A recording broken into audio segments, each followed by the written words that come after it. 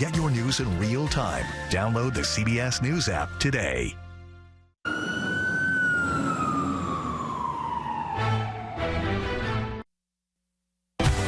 Good morning. It's October 4th, 2025. Welcome to CBS Saturday Morning. Gaza breakthrough. Hamas responds to President Trump's plan to end the war with Israel and return the remaining hostages.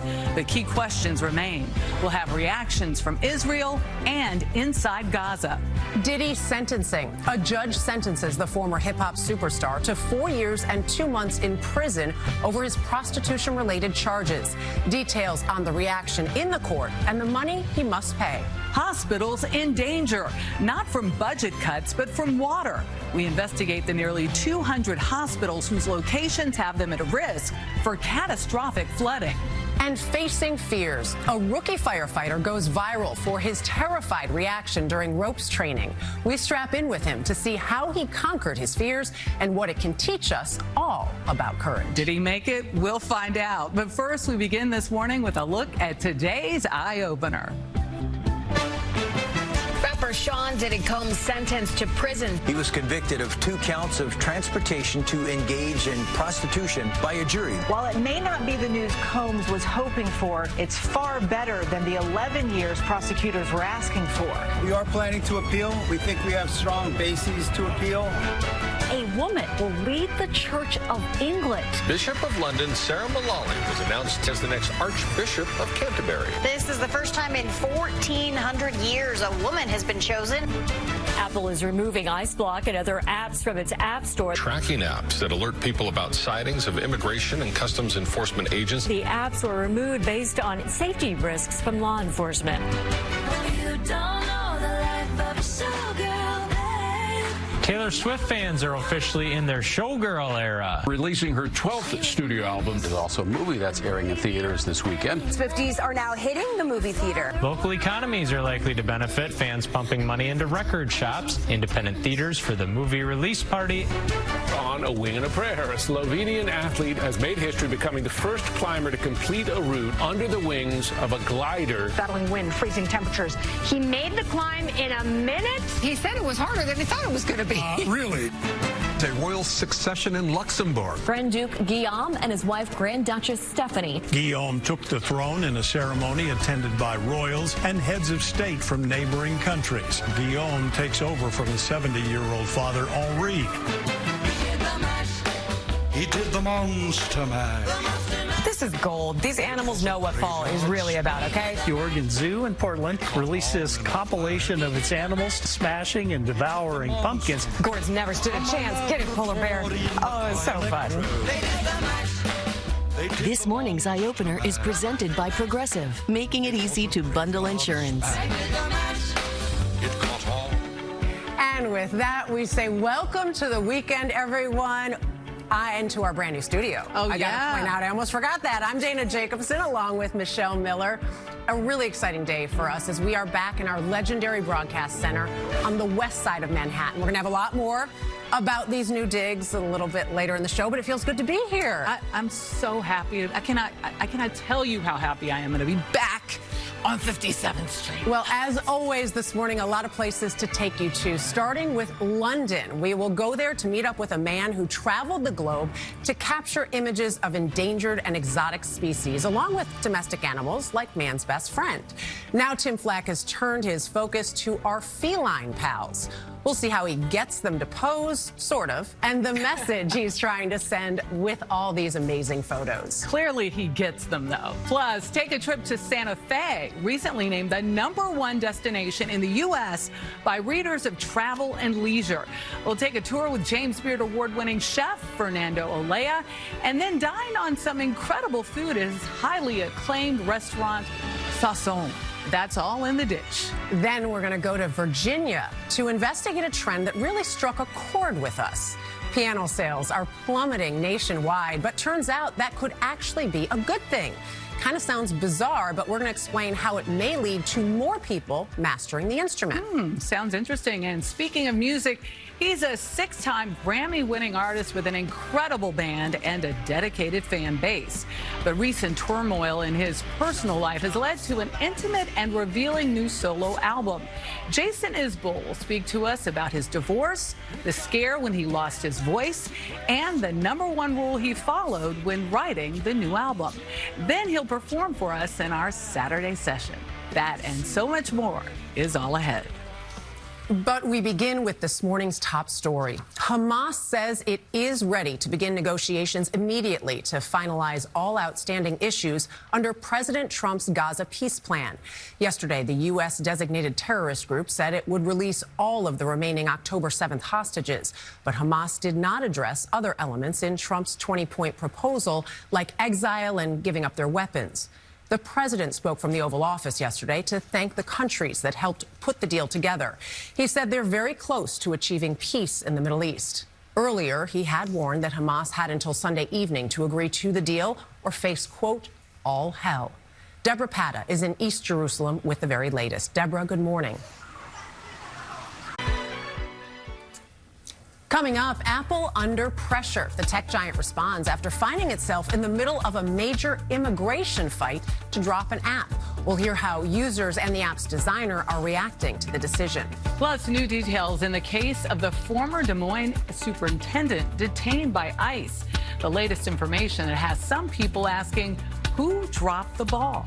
And later, it's been a year since Hurricane Helene left a hospital underwater and sent patients and staff scrambling for safety.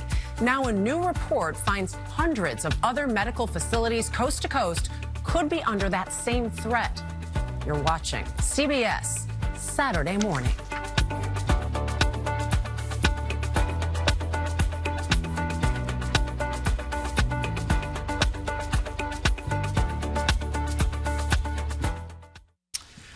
Unexpected landing. Coming up, a Texas-sized surprise when a NASA equipment crashes onto a family's farm. We will be right back. This is CBS Saturday Morning. Go to the ends of the earth. We'll hit the heights. And reach for the stars. Star Power. Ta-da! On CBS Sunday Morning.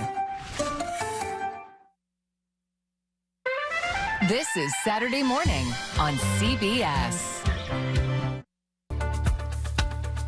Welcome back to CBS Saturday Morning. We begin this half hour with the case of an Iowa school official who is facing deportation from the United States. Federal law enforcement officials say Ian Roberts was in the country illegally. He's been in custody since last Friday. Roberts resigned as superintendent of the Des Moines, Iowa, school district after his arrest.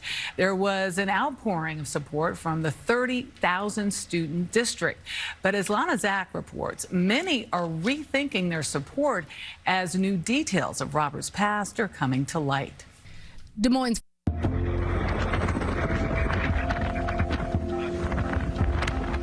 When Hurricane Helene hit a year ago, it shredded the southeastern U.S., killing more than 250 people, causing almost $80 billion of damage. Well, one community hit hard was Unicoi County, Tennessee. It lost its hospital to floodwaters, leading to a dramatic rooftop rescue. And as national environmental correspondent David Schechter tells us, it also revealed that dozens of other hospitals across America could face similar flood risks. You know, I recall when Hurricane Katrina hit, the idea was, the assumption was only coastal cities or cities surrounded by water were vulnerable to this happening, but it's everywhere. And the admission really needs to be made for people to wake up to the fact of that. Yeah, and it's the idea that it's not going to happen to us, and the 100-year flood, they keep happening. These things keep happening. So it's time to start reacting before it is too late. Well, sorry. Well, if you're heading out the door, don't forget to record CBS Saturday Morning. Coming up in our next hour, feline photos. They are much more than pics of your pets on your phone. Renowned wildlife photographer Tim Flack is pushing the bounds of creativity and his own patience to capture cats on film. Yeah, plus, from childhood memories in Mexico City to a restaurant ranked among the best in the Southwest. On the dish, we'll meet Chef Fernando Olea and find out that his story is as rich as the mole he's become famous for serving. And music from Jason Isbell in our Saturday session. You're watching CBS Saturday Morning. But I just put it down and walked away. No, you're not alone.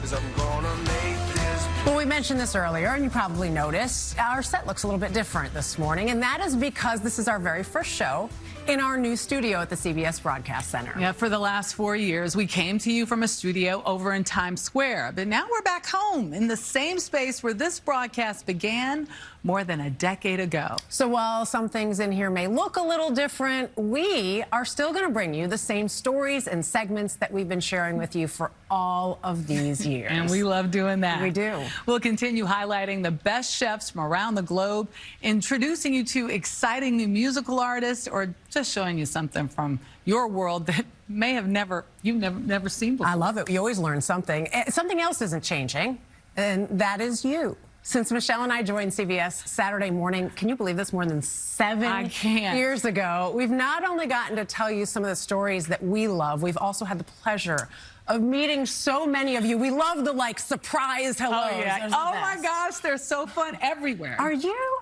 Yeah. I watch you. I know you from somewhere. I wake up with you on Saturday. And so many of you have shared with us how you make watching CBS Saturday Morning part of your weekend routine. So right now, as we enter a new chapter, we want to thank each and every one of you who joins us every Saturday morning. We're so happy to be back home. It feels like home for all of us here, and we're so happy to have you with us. The history of this place, it's just, we're steeped all in it. That's right. You can feel it. Yeah, you can. Up next, piano sales are falling flat, but that doesn't mean the music's over. We'll have the surprising shift that has the industry reinventing itself. For some of you, your local news is next. The rest, stick around. You're watching CBS Saturday Morning.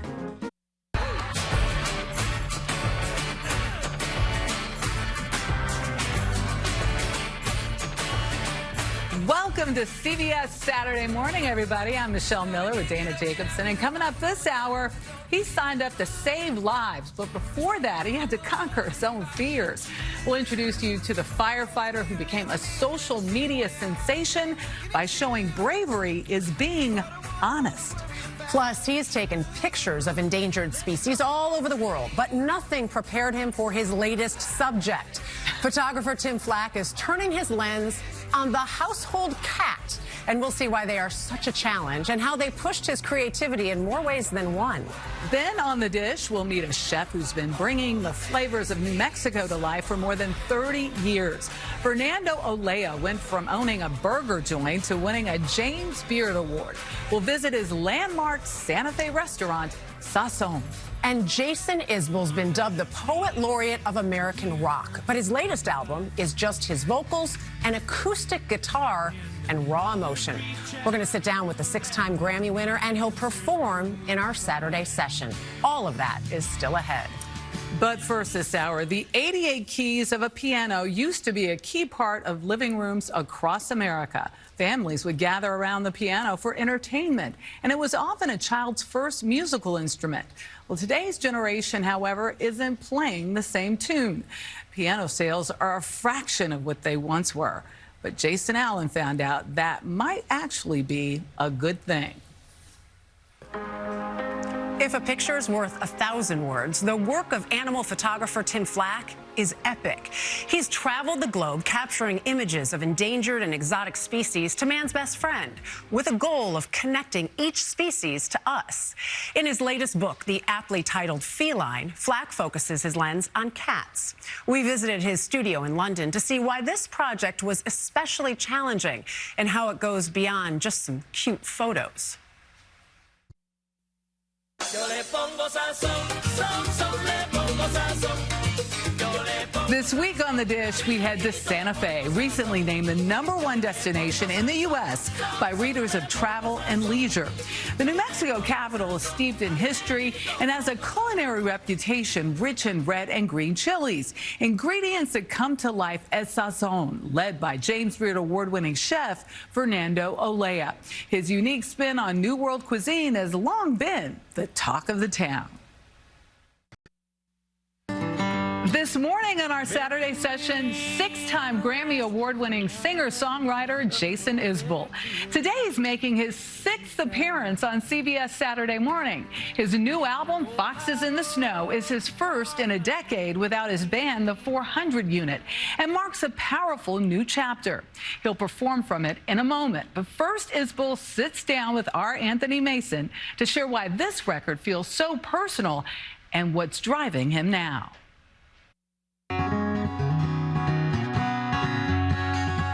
Everything's green right now. Tennessee at the end of June. You get a day to come down. We'll ride to Roberts in the afternoon. I've got too much hope for what I don't know. I'm a fool and I guess I've always been a Pollyanna.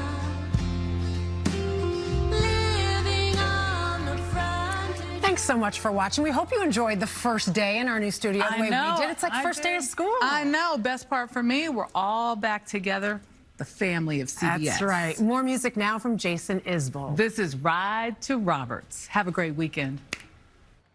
Find some peace that way. And give your heart a little time to heal. 'Cause I don't say things I don't mean. And you're the best thing I've ever seen. You have my closet for your fancy shoes. Well, I ain't lost yet. So